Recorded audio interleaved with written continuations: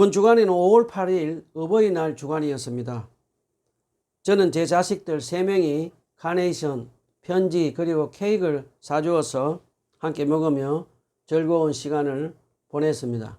사랑하는 여러분, 저는 3명의 자녀를 키우면서 부모 역할을 하면서 하나님 아버지의 마음을 깊게 알게 되었습니다. 부모는 자녀를 사랑하기에 위로하고 격려합니다. 그리고 부모는 자녀가 자기 뜻대로 욕심대로 살며 잘못된 길로 갈 때는 음하게 야단을 치고 꾸짖으며 바로잡아 줍니다. 왜 그렇습니까? 부모는 자식이 미워서가 아니라 그 자녀가 하나님의 자녀로 바르게 자라 하나님을 사랑하고 그분 뜻에 순종하며 복된 길로 가기를 바라기 때문입니다. 자, 오늘 우리는 스가랴서 5장 본문 말씀을 마주합니다. 거룩하신 하나님은 우리를 사랑하시지만 우리가 죄악에 물들어서 사는 것을 원치 않으신다는 것을 가르쳐 주십니다. 본문 스가랴서 5장을 다 같이 봉독합시다. 시작. 내가 또 고개를 들고 보니 내 앞에서 두루마리가 날아가고 있었다. 그 천사는 내가 무엇을 보고 있느냐고 물었다. 내가 대답하였다. 두루마리가 날아가는 것을 보고 있습니다. 길이는 20자이고 너비는 10자입니다. 그는 나에게 이렇게 말하였다. 이것은 온 땅에 내릴 저주다. 두루마리 한쪽에는 도둑질하는 자가 모두 땅 위에서 말끔히 없어진다고 쓰여 있고 두루마리 다른 쪽에는 거짓으로 맹세하는 자가 모두 땅 위에서 깔끔히 없어진다고 쓰여 있다. 만군의 주의 말이다. 내가 저주를 내보낸다. 모든 도둑의 집과 내 이름을 두고 거짓으로 맹세하는 모든 자의 집에 저주가 들어가서 그 집에 머무르면서 나무 대들보와 돌로 쌓은 벽까지 그 집을 다 허물어 버릴 것이다. 내게 말하는 천사가 앞으로 나와서 나에게 고개를 들고서 가까이 있는 물체를 주위에 보라고 말하였다. 그것이 무엇이냐고 내가 물으니 그는 가까이 오는 그것이 곡식을 넣는 디주라고 알려주면서 그것은 온 땅에 가득한 죄악을 나타내는 것이라고 하였다. 그 디주에는 나무로 된 뚜껑이 덮여 있었다. 내가 보니 뚜껑이 돌리고 그 안에 여인이 앉아있는 것이 보였다. 천사는 나에게 그 여인이 죄악의 상징이라고 말해주고는 그 여인을 디주 속으로 밀어넣고 디주 아가리 위에 납뚜껑을 눌러서 덮어버렸다. 내가 또 고개를 들고 보니 내 앞에 두 여인이 날개로 바람을 일으키면서 나타났다. 그들은 학과 같은 날개를 가지고 있었다.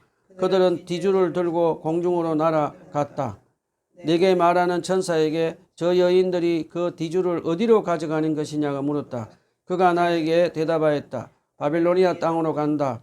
거기에다가 그 디주를 둘러 신전을 지을 것이다. 신전이 완성되면 그 디주는 제자리에 놓일 것이다. 저번 주에는 스가랴 예언자가 스룹바벨 정치 지도자가 성령의 능력으로 중단된 성전 건축을 완성될 것이라는 것을 배웠습니다. 오늘은 스가랴 예언자가 6번째, 7번째 본 2개의 환상입니다. 오늘 본문은 하나님께서 공동체 안에 있는 죄에 대해서 그냥 지나치지 않으시고 저주와 심판을 하실 것이라고 강하게 경고하는 말씀입니다. 먼저 1, 2절을 보면 스가랴는 하늘을 날아가는 큰 두루마리를 봅니다. 천사가 무엇을 보느냐 하고 묻자 스가랴는 날아가는 두루마리를 봅니다. 길이는 20자이고 너비는 10자입니다. 라고 대답합니다.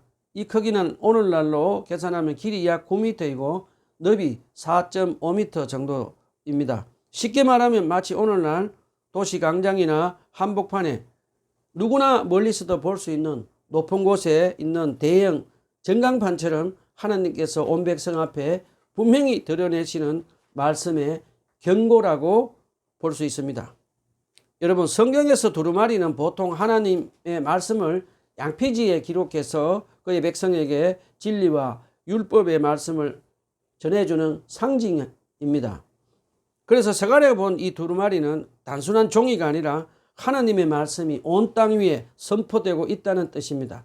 특별히 이 장면은 모세가 시내산에서 십계명을 받은 것을 떠올리게 합니다. 왜냐하면 하나님은 예나 지금이나 자기 백성들이 어떻게 살아가야 하는지 하나님 말씀으로 기준을 주시기 때문입니다. 자, 3절에 보면 그 두루마리 안에 무엇이 적혀 있는지 천사가 일러줍니다. 하나님께서 이스라엘 온 땅에 저주를 내리시는데 도둑질하는 자와 거짓으로 맹세하는 자를 공동체 가운데서 끊어버리시겠다는 것입니다. 이 모습은 마치 에스겔서 2장 9절로 10절에서 하나님의 심판이 기록된 두루마리를 에스겔이 받았던 장면과 비슷합니다. 무슨 뜻입니까? 하나님은 죄를 그냥 보고만 있는 분이 아니라 공동체를 무너뜨린 죄를 반드시 심판하시는 거룩하신 하나님이시라는 것입니다. 하나님은 이스라엘 공동체 안에서 탐심 때문에 도둑질하고 거짓 맹세로 이웃을 해치는 죄를 더 이상 그대로 두지 않으시겠다고 선언하십니다. 4절에 보면 하나님은 이렇게 말씀하십니다. 모든 도둑의 집과 내 이름을 두고 거짓으로 맹세하는 모든 자의 집에 저주가 들어가서 그 집에 머무르겠다. 나무 대들보와 돌로 쌓은 벽까지 그 집을 다 허물어 버릴 것이다.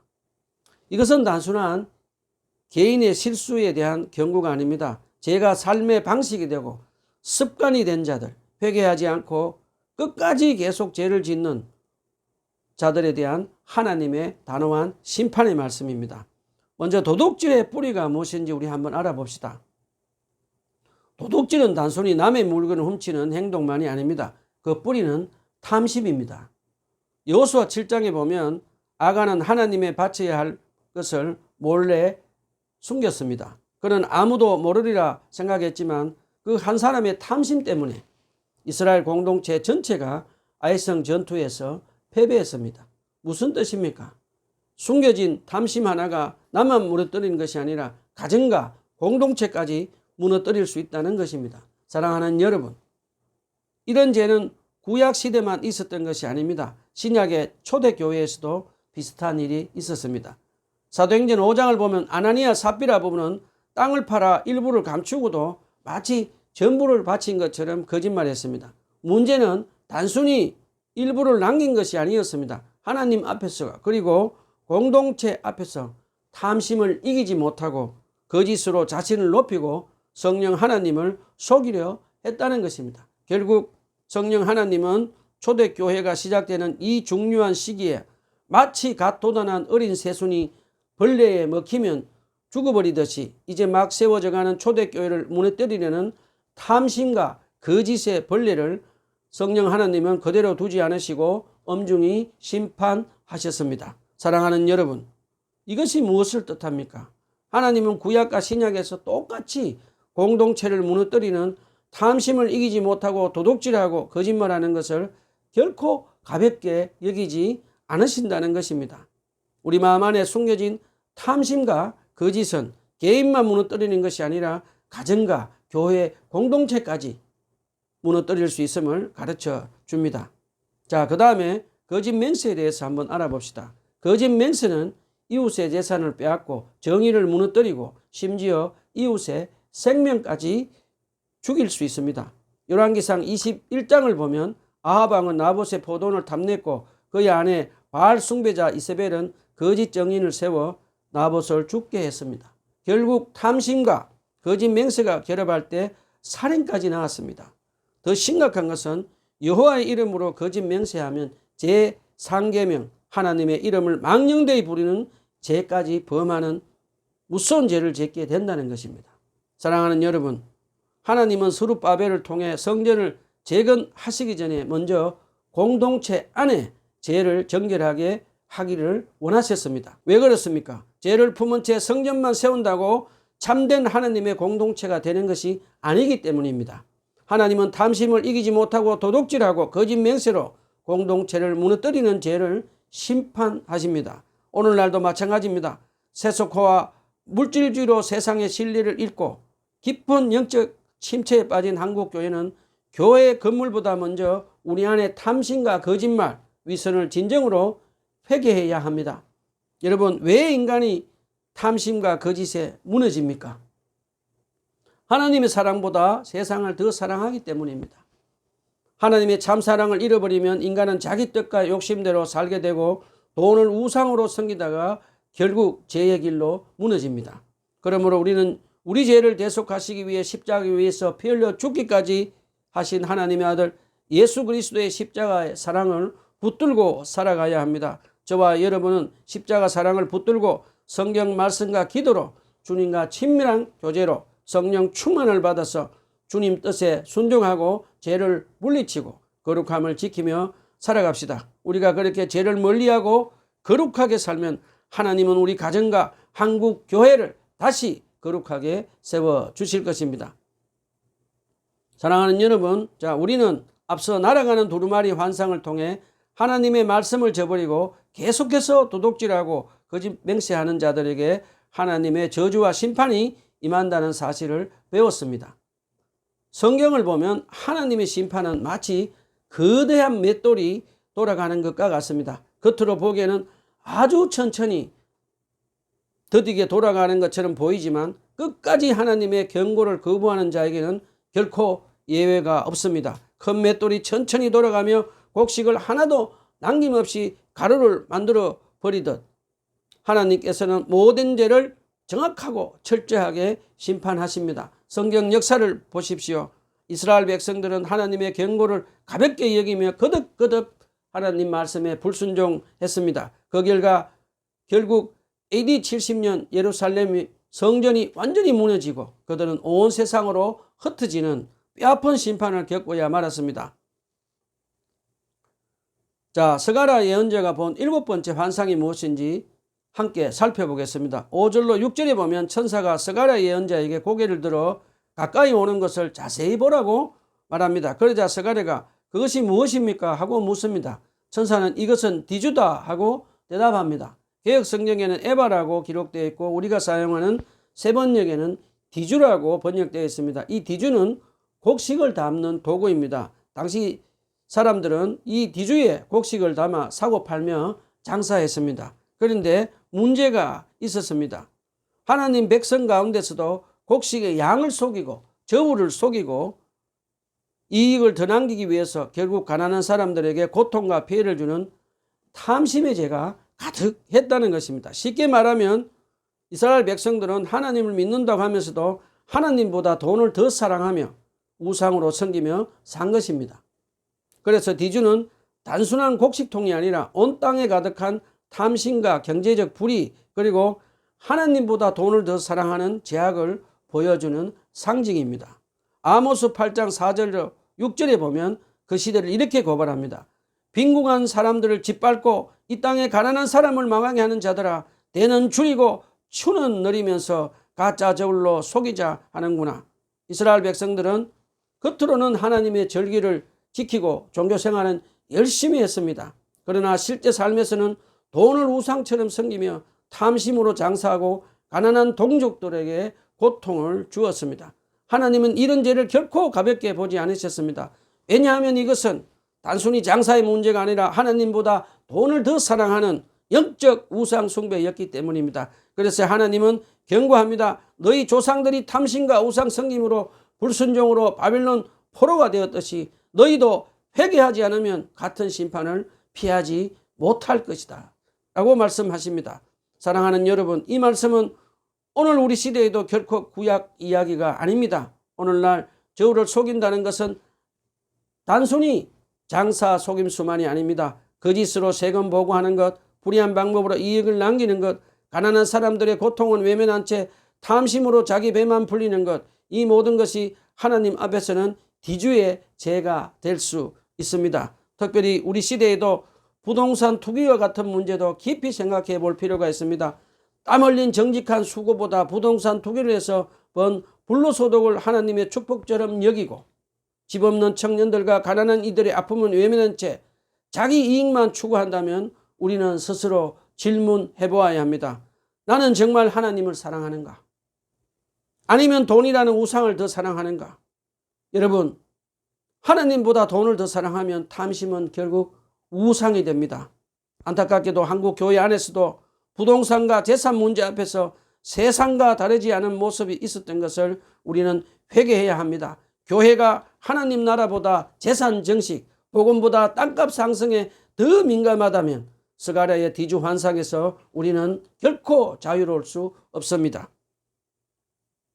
그런데 저는 한 신문에서 어느 한 교회가 교회 이전하면서 예상치 못한 부동산 가치 상승으로 약 25억 원의 수익이 생겼다고 합니다. 그래서 그 교회는 불로소득으로 생긴 그 돈을 가난한 이웃을 위해 기부했다는 가슴이 따뜻해지는 이야기를 읽은 적이 있습니다. 저는 그 이야기를 보며 이것이 한국 교회가 가야 할 길일 수 있다고 생각했습니다. 우리는 불로소득을 자랑하는 것이 아니라 그것을 하나님 앞에서 바르게 사용하고 가난하고 소외된 이웃을 위해 사용해야 합니다. 저와 여러분은 탐심의 뒤주에 갇혀 살지 말고 그리스도의 사랑으로 가난한 자들에게 물질을 나누며 사는 사람들이 다 되었으면 좋겠습니다.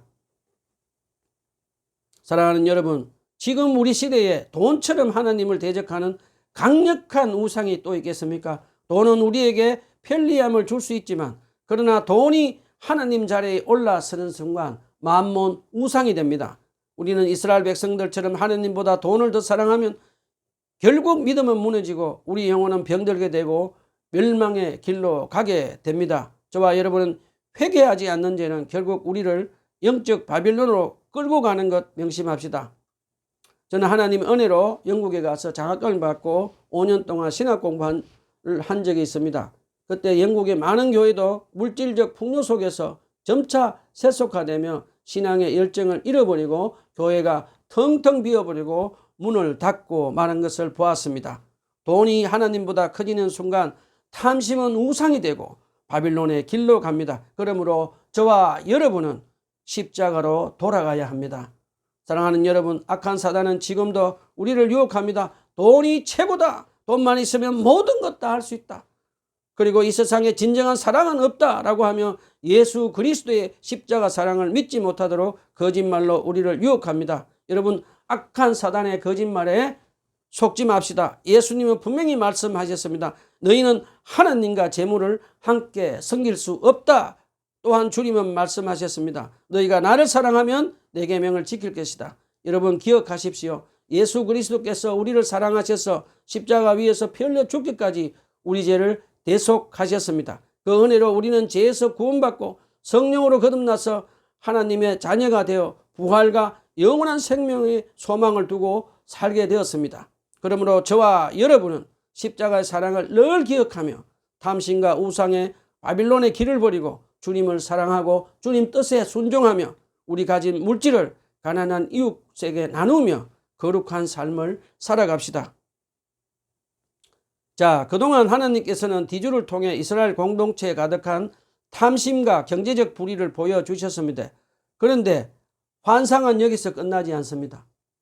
하나님은 이제 그 죄악의 본질이 무엇인지 더 충격적으로 보여주십니다. 7절에서 9절에 보면 서간에는 뒤주 안에 한 여인이 앉아있는 모습을 봅니다.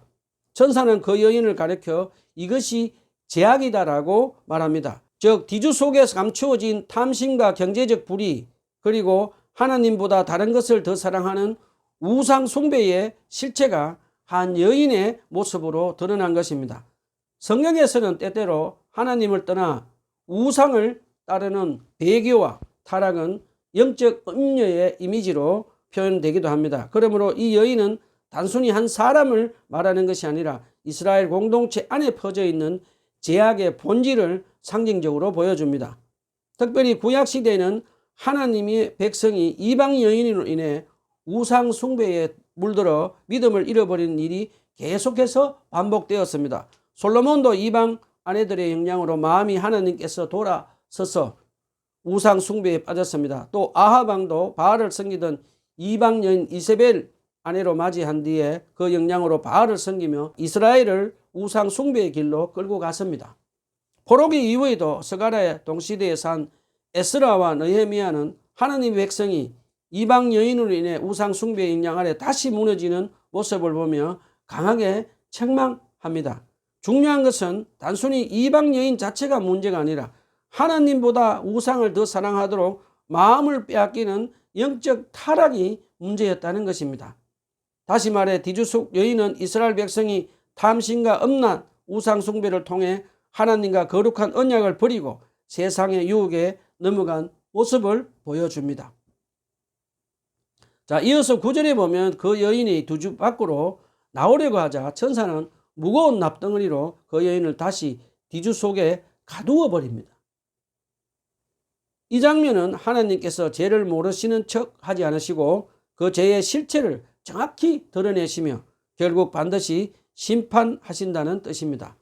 이어서 10절과 11절에 보면 스가랴는 또 두 여인이 나타나는 것을 봅니다. 그 여인들에게는 학의 날개 같은 큰 날개가 있었고 바람을 타고 뒤줄을 하늘과 땅 사이로 들어 올립니다.